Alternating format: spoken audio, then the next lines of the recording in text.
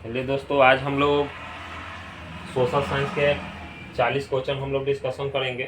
ठीक, जो most important है और जो 2023 का पेपर ही समझिए कि डिस्कशन हम लोग करने जा रहे हैं। ठीक, प्रश्न संख्या 1 से 80 तक दिया रहेगा। सबको को पता है कि साइंस और सोशल साइंस में हमें ऑब्जेक्टिव जो है वो कितना मिलेगा, लगभग 80। बनाना कितना है, 40। और 40 बनाने के लिए सही सही रंगिएगा लोग। आप लोग का पेपर रहेगा, टिक मारना होगा, टिक मार लीजिएगा। पहले 80 क्वेश्चन देखिएगा, जो आसान होगा, जो आपके दिमाग में होगा वो टिक मारते सबसे पहले चल जाइएगा। ठीक, अब जितना सही आपको याद है या जो सही है उसको रंग लीजिएगा, उतना तो पूरा हो जाएगा। उसके बाद देखिएगा कि हमारा कितना बाकी रह रहा है। उसके बाद अपना जो भी जैसा भी हो, लेकिन 40 को तो रंगना है। 80 में कितना रंगना है, 40 ही रंगना है। ठीक, अब क्वेश्चन की तरफ बढ़ते हैं। क्वेश्चन क्या कहता है, पहला क्वेश्चन क्या कर रहा है,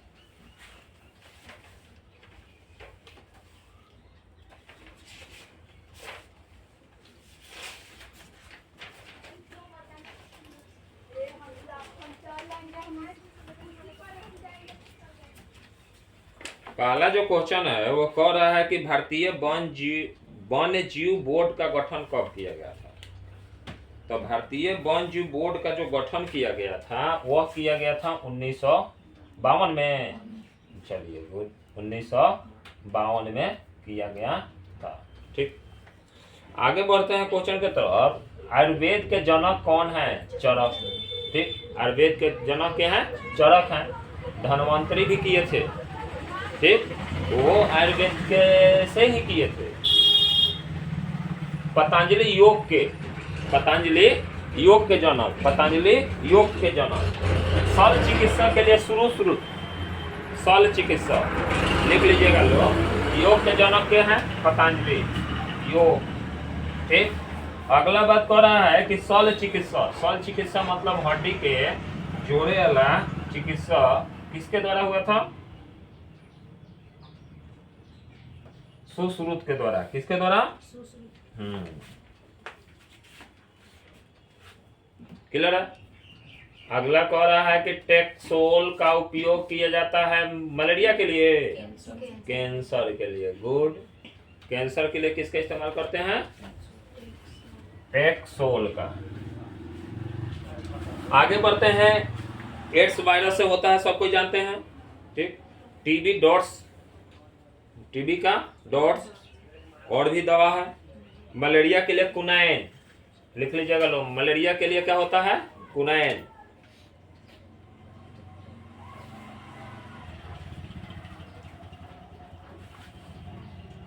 अगला क्वेश्चन है कि निम्न में से कौन नवीनकरणीय ऊर्जा का स्रोत है। नवीनकरणीय ऊर्जा का स्रोत का मतलब जो फिनिश हो जाए, सद जाए कि नहीं सदे, नहीं सदे। नवीनकरणीय का मतलब होता है कि हमेशा नया प्राप्त हो। तो नया प्राप्त होने वाला में पवन ऊर्जा, जल ऊर्जा, सौर ऊर्जा, ये सब होता है। तो सौर ऊर्जा ऑप्शन है। बाकी कोयला, पेट्रोलियम और प्राकृतिक गैस ये सब अनवीनकरणीय है। ये बनने में लाखों वर्ष लग जाता है। ठीक है, इससे प्रदूषण भी ज्यादा होता है। तो हमारे लिए कौन सा आंसर होगा, सौर ऊर्जा होगा ना जी। चलिए, सौर ऊर्जा हो गया। भारत का सबसे लंबा बांध कौन सा है, हीराकुंड बांध। कौन सा है, हीराकुंड बांध, जो महानदी पर है। कहाँ है, महानदी पर है।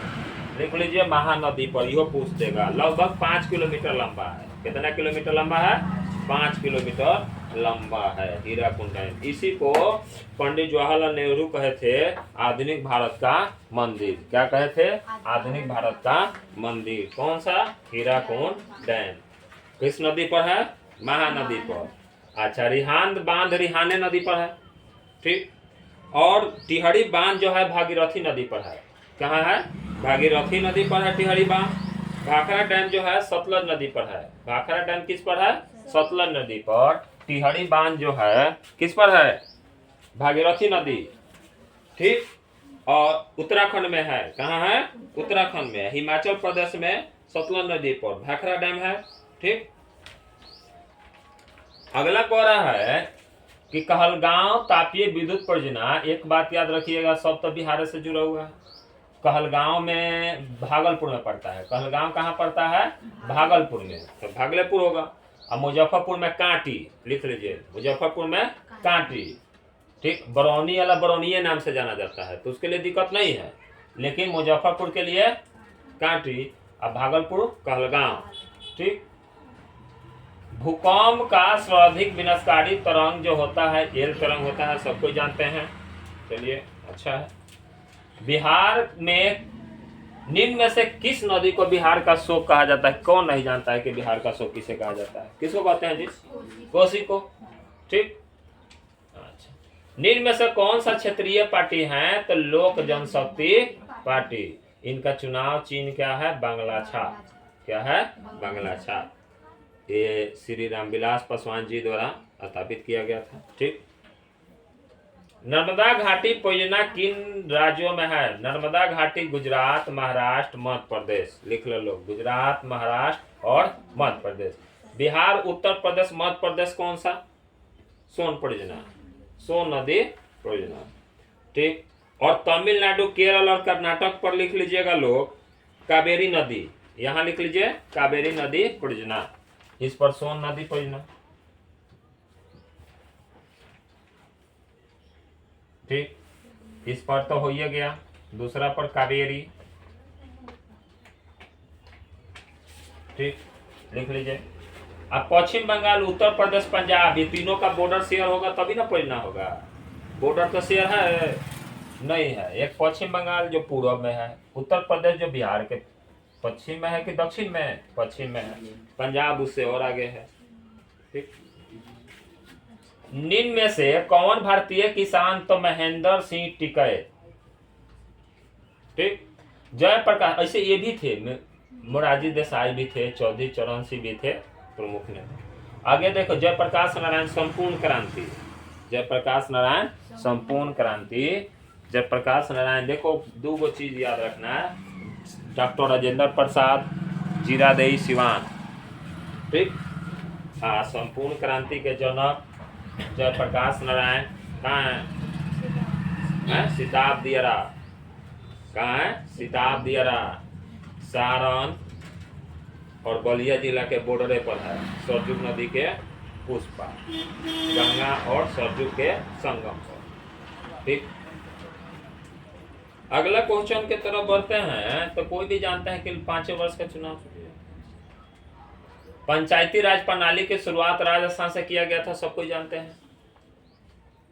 अच्छा, पंचायती राज का मुखिया यानी ग्राम पंचायत का प्रधान तो मुखिया होता है, महापौर नगर निगम का होता है। राज्यपाल की नियुक्ति तो राष्ट्रपति करते हैं, सब कोई जानते हैं। वल्लभ भाई पटेल को सरदार की उपाधि किस किसान आंदोलन में, तब बरदौली सत्याग्रह हुआ था, उसी में वल्लभ भाई पटेल को सरदार की उपाधि महिलाओं द्वारा दिया गया था। अहमदाबाद आंदोलन हुआ था 1918 में, लिख लीजिए। फैक्ट्री में मजदूर खट रहे थे, वही विद्रोह किए थे, याद है ना? अच्छा, खेरा जो हुआ था गुजरात में, खेरा विद्रोह हुआ था गुजरात में 1918 में, यह हुआ था, यह किसान आंदोलन है। खेरा विद्रोह क्या है? किसान आंदोलन है। किसके द्वारा किया गया था? महात्मा गांधी जी द्वारा। अच्छा, चंपारण सत्याग्रह किनके द्वारा किया गया था? कब? 1917 में, तिनकठिया प्रणाली के विरुद्ध, नील की खेती के। किनके द्वारा आयोजित किया गया था? राजकुमार शुक्ल, याद रहेगा ना? पश्चिम चंपारण, पूर्वी चंपारण, उगरी चंपारण खाली था, क्या था? चंपारण था, सीतामढ़ी, ठीक, पूर्वी चंपारण। अब क्षेत्र 12 होने के कारण उसको बांट दिया गया, पूर्वी चंपारण, पश्चिमी चंपारण, ठीक। पूर्वी चंपारण का मुख्यालय आपका है सीतामढ़ी, ठीक। पश्चिमी चंपारण का मुख्यालय है बेतिया, ठीक। निम्न में से वही पश्चिमी चंपारण में वाल्मीकि नगर रिजर्व है, जहाँ उद्यान है, वाल्मीकि उद्यान, जहाँ बाघ और शेर, बाघ को पाला जाता है, ठीक, बिहार में। निम्न में से किन्हें सीमांत गांधी के नाम से जाना जाता है? खान अब्दुल गफ्फार खान को। भारत सरकार अधिनियम 1919 2 दिन पहले चर्चा भर है कि मॉन्टेगू चेम्सफोर्ड योजना आया था 1919 में, वो कानून था एक, था ना जी। अच्छा, साइमन कमीशन कब आया था भारत में? 1928 में। साइमन कमीशन कब आया था भारत में? 1928 में। 1919 में कौन आया था? मॉन्टेगू चेम्सफोर्ड योजना, रॉलेट एक्ट कानून, वही ना कहल जाए, नो दलील, फैसला ऑन द स्पॉट, जेल करो, यही था ना। अच्छा, साइमन कमीशन आया था 1900, इसी के विरोध में नेहरू रिपोर्ट लाया गया था 1928 में। अंकरवाट का मंदिर किसने कर बनवाया था? तो सूर्यवर्मन द्वितीय ने कराया था। ये देखो बहुत बड़ा क्षेत्र में फैला था हिंदुस्तान, उधर भी हिंदुए थे। सूर्यदेव वर्मन या सूर्यवर्मन द्वितीय जो थे, अंकरवाट का मंदिर बनवाए थे कंबोडिया में। कहाँ? कंबोडिया में। ये हिंदू का सबसे बड़ा प्रसिद्ध मंदिर है, ठीक, समझा ना। लेकिन आज वहाँ किसका शासन हो गया है? मुस्लिम लोगों का, और वहाँ वियतनामियों लोग का शासन बढ़ता है। ये तो समझो कि कितना भारत फैला हुआ था हिंदू का, ठीक। और नालंदा विश्वविद्यालय अपने चरम सीमा पर था। चंद्रगुप्त मौर्य, हर्षवर्धन। बल्शेविक दल का कार्यक्रम अप्रैल थीसिस किसने जी? लेनिन ने। अच्छा, अंतर्राष्ट्रीय मजदूर कब मनाया जाता है? 1 मई को। कब? अच्छा, 1 जून को मिल्क डे मनाया जाता है, विश्व दूध दिवस। 5 जून को विश्व पर्यावरण दिवस, लिख लीजिए। 8 मार्च को अंतर्राष्ट्रीय महिला दिवस, लिखिए लीजिए सब चारों। देखिए, मजदूर दिवस, विश्व दूध दिवस, पर्यावरण दिवस, अंतर्राष्ट्रीय महिला दिवस, हो गया। इसका आंसर क्या होगा? 1 चारों मत मार लीजिएगा। समाजवादियों का बाइबल किसे कहा गया था? दास कैपिटल को। गुड। रक्त और लौह की नीति बिस्मार्क अपनाया था। चारों जानी का नारा याद रखिएगा, जो जो कुछ कहे थे बात। निम्न में से कौन प्राकृतिक आपदा नहीं है? प्राकृतिक आपदा इनमें से नहीं है, महामारी नहीं है, सुनामी, बाढ़, भूकंप, ये सब मानव निर्मित नहीं है। 1934 में बिहार में भूकंप आया था। सुनामी आएगा तो कब? मान लीजिएगा, सुनामी आने की संभावना नहीं है। क्या आएगा जी? भूकंप आएगा, क्योंकि समुद्र के किनारे रहेंगे तभी सुनामी आएगा। तो बिहार में सुनामी आएगा? नहीं आएगा। बिहार में सुनामी ने बाढ़ आता है, ठीक। कच्छ प्रदेश किस भूकंपीय पेटी में आता है जी? 5 में। चलिए, अब यह जोन बांटा गया है, जोन 1, जोन 2, जोन 3, भूकंप की स्थिति के अनुसार। महासागर तल में कंपन को क्या कहते हैं? धरती पर कंपन हो तो? अच्छा, इसमें कौन सा मानव जनित आपदा है? कोई नहीं है, सब क्या है? प्रकृति के घटना है। चक्रवात जन्मे करते हैं, जहां हवा का दबाव घट जाए या बढ़ जाए, वहां क्या होता है? साइक्लोन आता है, चक्रवात आता है। भूस्खलन सबसे ज्यादा पहाड़ी क्षेत्र में होता है या ऊंची भूमि पर होता है, जमीन का खसक जाना, क्या कहते हैं इसको? भूस्खलन कहते हैं, ठीक। मलबे के नीचे दबे हुए लोगों को पता लगाया जाता है इंफ्रारेड कैमरा से, उसे लगाया जाता है ना। चलिए, गुड। अगला क्वेश्चन है, भारत की संविधान सभा का गठन कब किया गया था? 1946 में। चलिए, ठीक है। इसलिए संविधान लिखने में 2 साल 11 महीना 18 दिन लगा था, यही है ना। एना क्रूमा कहाँ के राष्ट्रपति थे? घाना के। राजनीतिक दलों को मान्यता और उसका चिन्ह देता है निर्वाचन आयोग। कौन देता है? निर्वाचन आयोग। बिहार के विकास के बिना भारत का विकास नहीं हो सकता है, ये कहे थे APJ अब्दुल कलाम। देखो कितना बिहार के बारे में सोच रहे थे। भारत में देखो, बिहार हम लोग का बहुत प्रसिद्ध था। कब? जब कृषि प्रधान था, तो जब उस समय सबसे ज्यादा लोग को अनाज चाहिए था, तो जानते हो बिहार के क्षेत्र, यूपी के क्षेत्र और बंगाल के क्षेत्र सब में खेती सबसे ज्यादा होता। तो कृषि प्रधान में हम लोग चरम सीमा पर थे। उस समय जो भी आने जाने वाला या जो भी सभ्यता पनपा, सबसे ज्यादा इधर पनपा, ठीक। मुस्लिमों लोग का शासन भी सबसे ज्यादा इधर रहा, ठीक। इधर राजा महाराजा सब हुए। रामायणों आप लोग देखते हैं तो इधरे अयोध्या है, इधरे मिथिला है, इधरे सब था। और उधर जब गए थे सीता जी को खोजते या वनवास गए थे तो खाली जंगले दिखाई दे रहा है। कोई राज जाने में भेंट हुआ उनको, रहता तो दिखाई देता कि हाँ भाई फलना राजा का इधर था, दूसरे कोई राजा ऐसा था जिसका दक्षिण ओरी क्षेत्र था, लेकिन नहीं, उधर जानवर का जैसे बंदर उधर मिला उनका संगतिया, भालू मिला। और राक्षस का कितना वध कर रहे हैं देख रहे हैं लोग ना। तो सबसे ज्यादा चूंकि हम लोग का कृषि प्रधान था, उद्योग प्रधान हुआ, तब हम लोग पिछड़ गए। कृषि प्रधान आज भी रहता तो हम लोग क्या रहते, आगे रहते। आज भी एक तरीका देखिए कि अगर ये खाली खाने और जीने है तो हमारे पास कुछ का कमी नहीं है, खाना और जीना।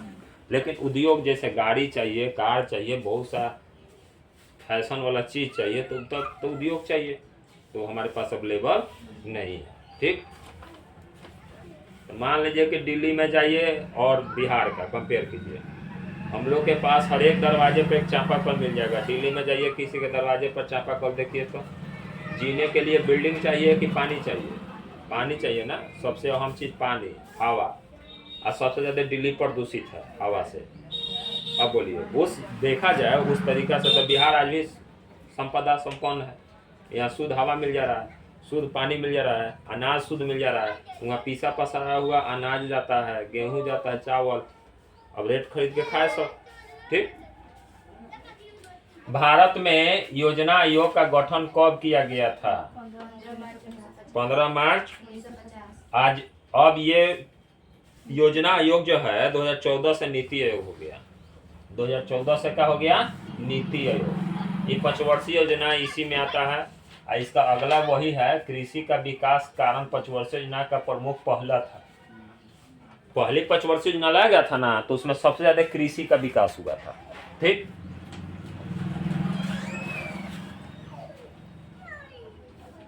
मानव विकास रिपोर्ट का प्रकाशन निम्न में से किसके द्वारा? तो यूएनडीपी द्वारा किया जाता है। डब्ल्यूटीओ का मतलब होता है वर्ल्ड ट्रेड ऑर्गेनाइजेशन।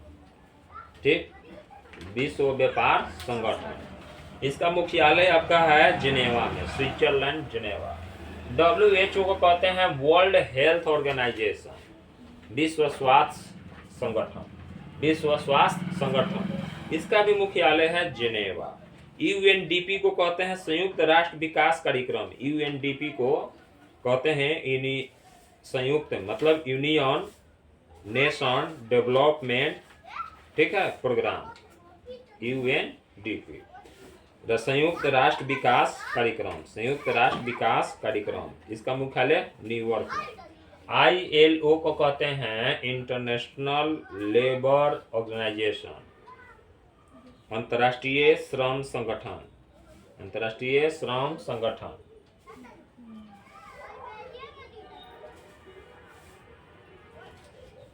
अगला क्वेश्चन के तरफ हम लोग बढ़ते हैं।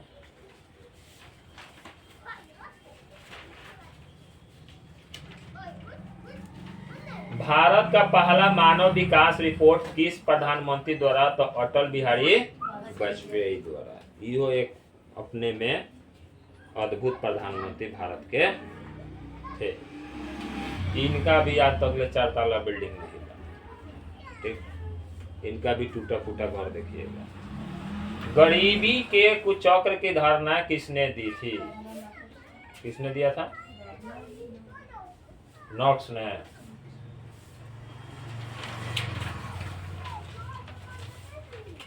भारत की सर्वाधिक प्रति व्यक्ति आय गोवा में है, सबसे ज्यादा है।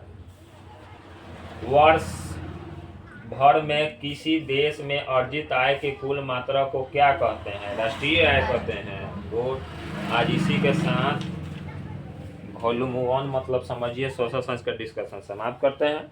अगला वॉल्यूम कल लाया जाएगा। ठीक है, चलिए 41 से डिस्कशन कल किया जाएगा।